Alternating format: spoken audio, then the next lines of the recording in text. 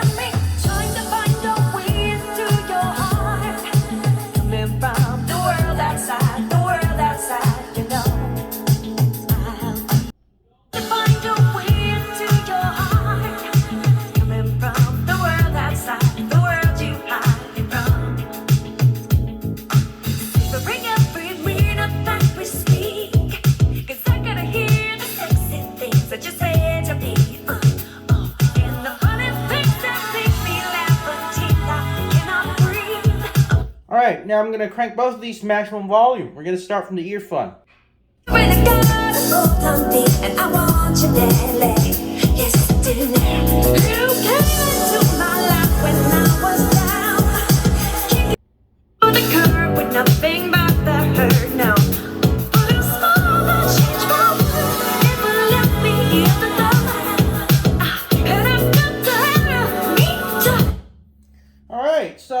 I think it's pretty clear. The earphone doesn't play as loud as the Fender Monterey. Of course, the Monterey had two 5.25-inch woofers. Those are big woofers. Those are the Peerless SLSs in there. So it's only normal would play louder. But what's interesting is the Earfun Uboom X has more bass at maximum volume than the Fender. Most likely because the Fender is using a sealed enclosure. You know, it's not as efficient as enclosure with passive radiators when it comes to bass reproduction.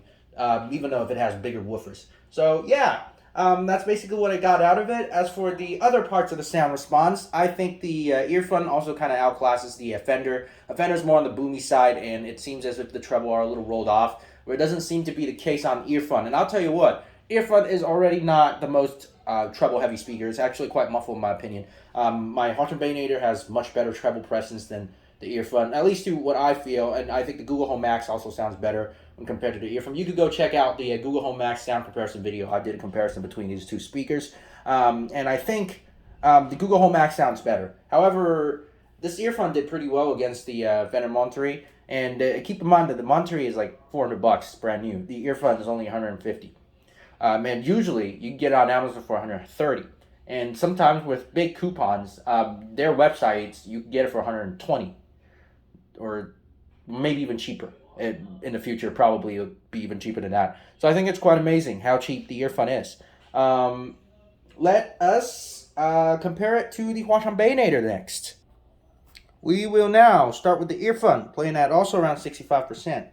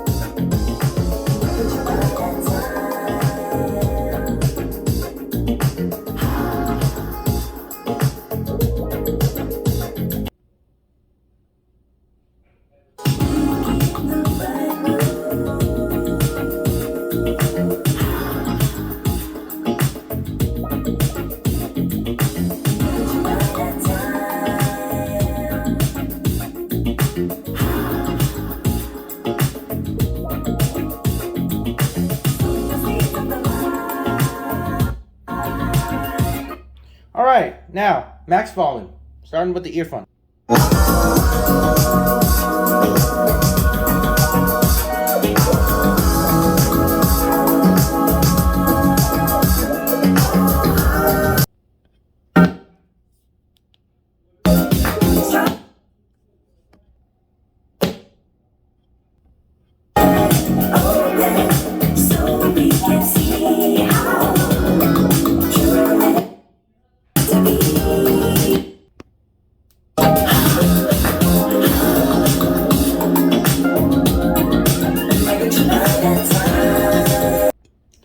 So yeah, I mean, my Huaqiangbeinator probably was dying on the battery. This is one of the biggest issues. I don't have a battery indicator on this thing. But anyways, once I plug it in, it's working just fine. Loudness-wise, the earphone is a little louder. It's also a little bassier, but because taking into consideration that the Huaqiangbeinator is quite a bit smaller when it comes to size, and is also quite a bit lighter.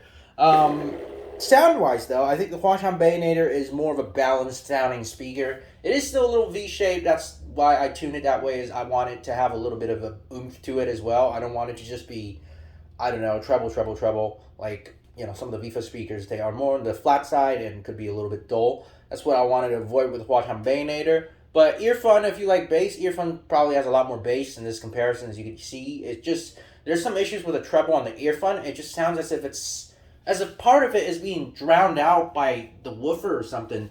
I don't know if it has something to do with crossover or just, you know, the DSP is built like that. Because I had the same problem with the old Zika speaker, but once I added a inductor on the woofer, that disappeared. I don't know if that's the case with this earphone as well, because these are bi-amped, so it's kind of the problem. I will take it apart. I will see what we have inside, and yeah, I guess the next part of this video is going to be about the teardown. Alright, I've got it all taken apart. Look at all that stuff. Wow. Let's start from the main PCB. See, we have here. So it is a very typical 3-chip configuration. 4 in this case, because we also have to deal with the LED drivers, a little LED that's on top of the woofers. Here we have a unknown Bluetooth chip, but I'm just gonna guess it's an ATS 2835 or something like that. We had our amplifier chip here, so this is not a bi-amp speaker. This is only a single stereo amped speaker with, you know, its own crossover. And the woofer is just playing full range. The tweeter is going through a 4.7 microfarad capacitor. This is a TPA 3126, 50 watts per channel amplifier, Class D. Very typical. The DSP is done through the Bluetooth chipset. This is a very simple approach when it comes to this. But yeah, down here we have power management stuff for charging the 4 21700 batteries here, and also for probably a buck converter for powering this amplifier, because it requires I think like they're probably up converting it into like 24 volts or something like that. Back here, don't forget, there's also a chip for power charging. I think it supports fast charging, if I remember correctly. One of these are charging output, and then the audio in. There's probably a preamp for that too. Looking at this is the back of the board. It is a pretty well made PCB. There is some blobs of glue here and there. It's not the cleanest I've ever seen, but it's pretty close. Take note that there are some sort of epoxy applied here where there are, inputs and outputs here at the back of the speaker. This is attention to detail, because this further prevents water from getting into this and, getting everything wet and destroying the entire circuit board. So, good job, I think. They put a lot of thought in making this board here. Let's take a look at the speaker drivers. So we have these. These are 4-inch woofers. They are obviously a rip-off of a JBL Boombox 2 drivers. They have a smaller magnet whatsoever, but a bump backplate. I will upload a test on these. They're very similar. There's a lot of these JBL Boombox clones out there. This is just another one of them. And they get the job done. They're pretty good. And they, from what I can hear, the speaker, it seems as if these have pretty natural roll-off frequency, but that might be, the DSP. What they've done to the DSP to make it sound as if it's got a natural roll-off frequency. Anyways, here are some rubber seals and the sides, covers, whatnot. This is, these are the passive radiators without the covers on them. The grill, the handle, the back plate, and then the entire speaker body. These are the thumb tweeters. Here's a 0.75-inch tweeter. And the buttons, you'll just remove this rubber pad and you'll be able to replace it. Yeah, and I'd say that's pretty much it. Let's sum it up. So first, talking about the sound, I've already said that this is one of the best sounding Bluetooth speaker commercially available at this size. I really haven't found anything that is better and cheaper. There are things that are just as good or better, but it usually costs at least $50 more. Let's talk about the build quality. Also pretty good. The only problem I have with it is the fact that it does not have a bi-amp system. But at $120, really wouldn't ask for any more than that. And they actually did a pretty good job with the sound. So I don't think a bi-amp is necessary. However, I do believe that if we bi-amp the speaker, or if we add an actual inductor to the woofer, which is probably a cheaper solution here, it would make the sound a lot cleaner. It would make the sound a lot refined. The treble won't sound as weird as it does now. That is what I believe. So build quality wise, really not a lot of problem. I think it's a pretty well built speaker. Let's talk about engineering. And here's what wows me the most. This is by far, off of all the Bluetooth speakers I came across, the easiest one to be taken apart at this size. All the other had super duper tight clips that you need to apply so much force just to get some of these side covers off, like the anchor ones and the trivet.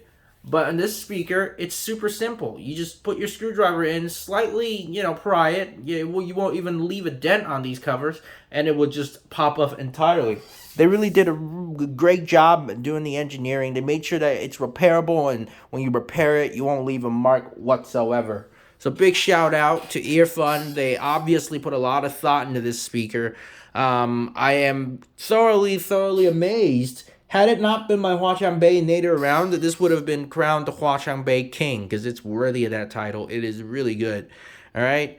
And I believe it's the best sounding of the size up to this point for commercially available ones. At this price point, really just can't get anything better.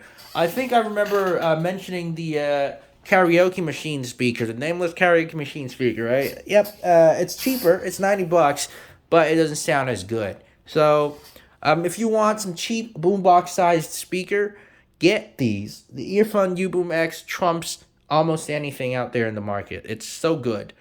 That would be it for this video. I know y'all waited for long. I pre-record my videos, and really recently it's gotten, there's a lot of exams and whatnot, so didn't have a lot of time to do teardowns and in-depth reviews like these, but now I'm back. I will be also uploading the DOS Soundbox XL Pro, the one with the subwoofer, and also some other stuff. I will probably be doing a review on the Monterey, and of course the Huaqiangbeinator, and also some fancy UE stuff. So, there you have it, y'all. That is it for this video.